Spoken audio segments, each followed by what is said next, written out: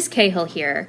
Today, I am going to tell you about an elective English course that you can take during 11th or 12th grade called Page to Stage, The Art of Theatrical Adaptation. This is a semester English course and is worth 0.5 or 1/2 of a credit. So, what is Page to Stage and what do we do in it? Basically, in Page to Stage, we are looking at the relationship between literature and performance. And the way that we do that is we read and analyze different types of literature, but especially dramatic works, also known as plays, from different time periods, such as Shakespeare all the way through modern day. We read, discuss, and perform scenes from these works as a way of understanding them and learning about how to analyze them and put them into action. We also look at how we can interpret non-dramatic works like poems, speeches, and songs for dramatic purposes. We do this a lot when we look at performance art. The way that we work through performance art is we do a lot of drama and acting exercises to help us practice metacognition, nonverbal and verbal communication skills, and analysis of those songs, speeches, and poems. In order to be successful in all of those areas, we also do a lot of reading and writing assignments throughout so that you can deepen your understanding of the subject area, and we do a lot of group projects. There's always a student-directed production of either an original work or an older work, depending on the needs and interests of the students in the class. And this is something that we share with the school community. So that's something to be mindful of, that if you take Page to Stage, you will be involved in a performance project in some kind of capacity, be it as an actor, a performer, a director, a researcher, a sound designer, depending on, again, what the needs are of the class. So what do you need to be successful in Page to Stage? So you should be an upperclassman that wants to learn more about theater, dramatic literature, and performance in a variety of ways, such as through reading, writing, discussing, performing, directing, and researching. You should be somebody who enjoys and maybe even excels at group work and collaboration, even when that's challenging, or maybe other people in the class are not as solid or strong with that as you are. And then finally, you are willing to work outside of your comfort zone and explore new ideas and topics through physical, verbal, and written expression and analysis. Obviously we take the content of Page to Stage seriously, but at the same time, it's okay to maybe look a little silly in the moment or take risks, because that's how you learn best in the context of theater and performance. So that is pretty much what Page to Stage, The Art of Theatrical Adaptation is all about. And if you have any other questions, you can see me, Ms. Cahill, in room F121 for more details. Thanks so much for listening, and I hope you have a great day. Bye. Hi, this is Mrs. Harden, here to talk to you about a brand new course for 2020-2021 called Fundamentals of Public Address. This course is dual credit through the University of Wisconsin-Green Bay. It is worth 1/2 of an English credit here at Verona Area High School, but with a minimum score at the end of the course, you could earn up to 3 college credits, which do transfer around the UW system. There is a small course fee of around $300, and that is to UWGB. However, don't let the cost keep you from taking this course, because of course we will always work with students who have financial need. The course is semester long, but it is a college level course, so expect to work hard. And since public address means public speaking, yes, you will have to speak in front of other people, which is really important because public speaking is part of so many jobs. And being comfortable with talking about anything and everything in front of small groups and large groups, being able to present and speak clearly, that is such a big skill that all employers are looking for. Almost all jobs ask you to talk to other people. And so we're going to talk about and learn how to do a variety of different speeches, including informative and persuasive, impromptu, which means like at the drop of a hat with little preparation, demonstrative speeches, which means you demonstrate how to do things, We're also going to talk about how do we train our voices to sound crisp and clear and loud, and also body language. How do we make sure that we're not doing weird things with our hands or fidgeting while we're speaking? We're also going to learn about different kinds of interpersonal communication. How does communication work between individuals and large groups? If this is interesting to you, please see me, Miss Harden, in G135. Thank you. Hi everybody, Miss Cahill here. Today I'm going to tell you about an English elective course that you can take in 11th or 12th grade called Gender in Literature. This is a semester-long course, so it is worth 0.5 or half of an English credit. So what is Gender in Literature and what do we do in it? Basically, what we're going to do in Gender in Literature is we are going to examine the roles that gender identity, and romantic orientation play in how writers and their work are understood and received by society. We're also going to analyze the arguments and writing styles of women and LGBTQ writers, as well as how male characters are crafted in literature in a variety of ways. We're also going to examine various genres of literature through a gender-focused lens, beginning with an overview of older works, such as fairy tales, followed by a closer examination of how these issues are written and received in the 20th and 21st centuries. We're going to seek to understand the ideas and values that define these societal roles, and we are going to participate in group presentations, practice analytical writing, and read novels, as well as various stories and essays. Basically, what this course is all about is how men, women, and LGBTQ people, including non-binary folks, are portrayed in literature. So students who enroll in this course should be able to read both fiction and nonfiction proficiently, and they should be willing to actively participate in different discussions about different sort of difficult topics, because the idea is that we're learning how to understand each other better, and we're learning about how different pieces of media, particularly literature, affect the way that we see ourselves in terms of gender, as well as how we see other people in terms of gender and romantic or sexual orientation. So that's pretty much what Gender in Literature is all about. If you have any questions, you can feel free to see me, Miss Cahill, in room F121 for more details. So thank you so much for listening, and I hope you have a great day. Bye! Hello, my name is Miss Van Dinter, and I teach Art of Persuasion. Art of Persuasion is a semester-long course, so it will fulfill half a year's worth of English credit. It moves at a college-level pace, meaning we'll switch up the units every 2 to 3 weeks. It is a project-based class aimed at improving your critical thinking and persuasive skills in a variety of mediums. Some of those mediums being essays, short videos, and even a social media account.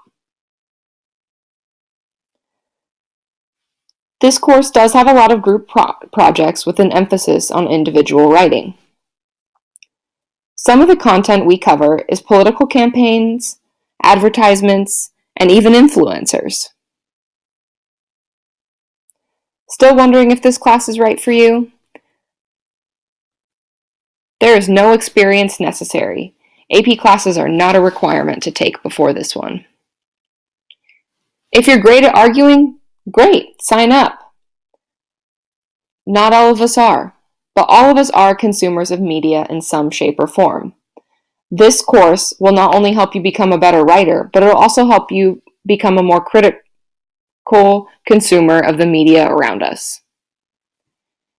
If those sound like a great fit or a great challenge to you, then sign up. Hello, I'm going to give a brief intro into what is the class Intro to College Reading and Writing. This is a class that is taught at Verona Area High School to seniors, and an equivalent credit is given at Madison College. There are 2 semesters of this class. The first semester is Reading Strategies. The second semester of this class is College Writing. If students pass both of these classes with a C or above, they receive 6 elective credits at Madison College. These aren't 6 English classes credits because this is a class that is in an intermediary class between high school and college level. So what I mean by that is that this is a class that is going to review a lot of the skills and strategies that you have been covering in high school English classes in order to make sure that you have the skills necessary in order to be successful in college. So the textbook that you read and the passages and readings that you do in this class are at a college level, but we introduce strategies that will help students get to the college level if they feel like they're not quite ready for college reading and writing.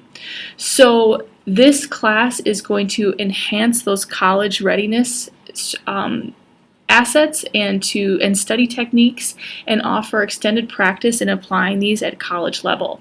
So for instance, in the first semester, which is the reading strategies class, students will be working with what is a main idea and supporting details, learning how to highlight and annotate text, writing a summary, and making inferences.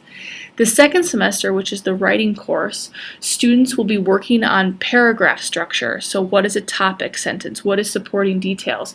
How to write an essay? How to write an argument? How to write a thesis? How does an essay get structured in order to be a successful piece of writing that is thorough and complete in proving an argument? These are all things that are super important in college level thinking and college level reading and writing, and so that is why this is a practice that will help students develop those skills in order to be successful in college.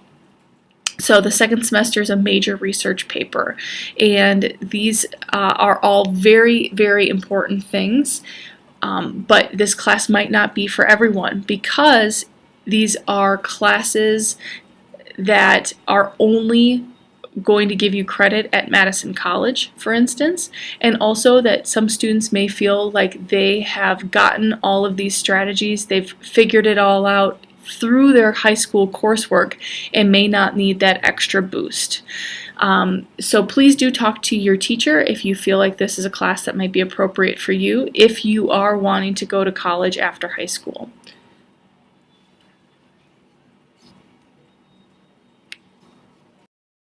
This is an overview of the Nonfiction Writing Project course, which is the newspaper here at VAHS. It's a student news publication called The Cat's Eye that comes out 7 times throughout the year, about once a month. As a member of the class, you are on a staff. You're assigned a job, and your job is to make sure that the paper runs smoothly. Some jobs include writing, being a managing editor, or a section editor, or even technical director. It's a lot of work, but it is a lot of fun. Let's hear from some current students about what they have to say about Cat's Eye. Because of all the experience they get real world and in class, I believe it set me up for college and how to do business transactions in our city. I think someone should take Cat's Eye if you really like writing. So if you're a senior or a junior and you really want to take like a fun English class that's also really hard and really pushes you, I think Cat's Eye is a great class for that. Because it is an incredibly fun class that is both academically engaging as well as light and fun. You should sign up for Cat's Eye if you really like writing and writing about things that you're passionate about, because you don't get to do that in a lot of other classes. The brainstorm meetings, because everyone brings such good ideas for what we want to do in the issue, and then our covers are always really cool. The camaraderie between the classmates and the creation of a piece of literature that actually has some effect instead of just like an essay that's seen by your teacher then thrown in the trash. People actually read this stuff. My favorite part about Cat's Eye is being able to connect with other students in the class and throughout the entire school. You should know that you really have to work hard. You don't just get to slack off, and it's a team effort, so if you don't do something, somebody else has to do it for you. While it's a fun class, you have to put in the work, and if nobody puts in the work, then it's going to be reflected in the Cat's Eye issues, which are then seen by the whole school. You have to be able to work on your own and meet deadlines. The pace of the class, as far as creating your content, is very fast paced, and if you slack even a little bit, you can fall behind, and these deadlines are very harsh. It's like people aren't committed. One of our biggest things with Cat's Eye is that you need to be here, you need to be on time, you need to have your heart in it. And if you don't, then the paper is not going to be as good as it needs to be. Definitely coming up with ideas in the initial brainstorm meeting. Just getting everything done on time and like collaborating with other people to try and get the issue done.